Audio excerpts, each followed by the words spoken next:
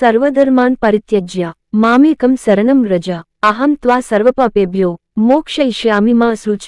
భగవద్గీత 18 నుండి 66.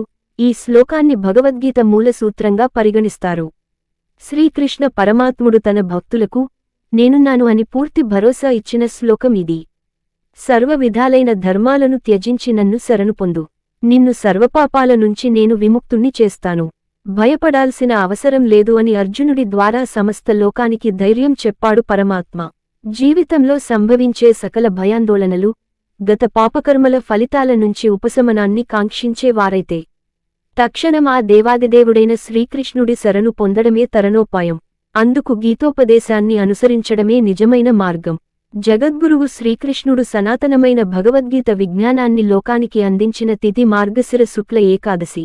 ఈ పర్వదినమే గీతా జయంతిగా లోకప్రసిద్ధి. సకల దుఃఖాలను నిర్మూలించి పరిపూర్ణతను ప్రసాదించే మార్గం భగవద్గీత. హరే కృష్ణ ఉద్యమ సంస్థాపక ఆచార్యులైన శ్రీల ప్రభుపాదుల వారు రచించిన భగవద్గీత యథాతథము అనే గ్రంథంలో గీతాసార మాహాత్మ్యాన్ని అద్భుతంగా విశ్లేషించారు.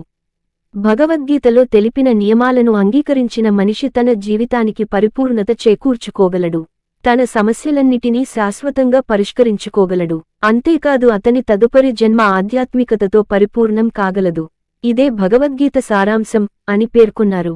దేవదేవుణ్ణి ఆశ్రయిస్తే ఆపదలు తప్పకుండా తొలగిపోతాయి, సన్మార్గం వైపు మనసు మళ్ళుతుంది, సజ్జనుల సాంగత్యం ప్రాప్తిస్తుంది, దుష్కర్మలు చేయాలనే తలంపు రాదు, ధర్మబద్ధమైన జీవనం అప్రయత్నంగా అలవడుతుంది. అయితే భగవంతుణ్ణి ఆశ్రయించడం ఎలా, పరమాత్మను శరణు కోరడం ఎలా? ఈ సందేహాలకు భగవానుడే సమాధానం ఇచ్చాడు. తనను శరణు వేడటం ఎలాగో కూడా భగవద్గీతలో స్పష్టంగా వివరించాడు. మన్మనా భవ మద్భక్తో మద్యాజీ మాం నమస్కురు మామేవైష్యసి యుక్తైవం ఆత్మానం మత్పరాయణ.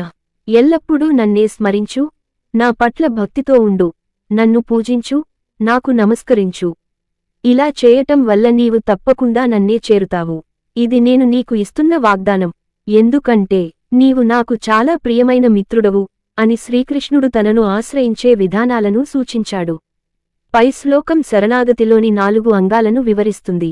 ఈ వీడియో మీకు నచ్చినట్లయితే వీడియోని లైక్ చేసి సబ్స్క్రైబ్ చేసి శ్రీరాముని కృపను పొందగలరు. జై శ్రీరామ్.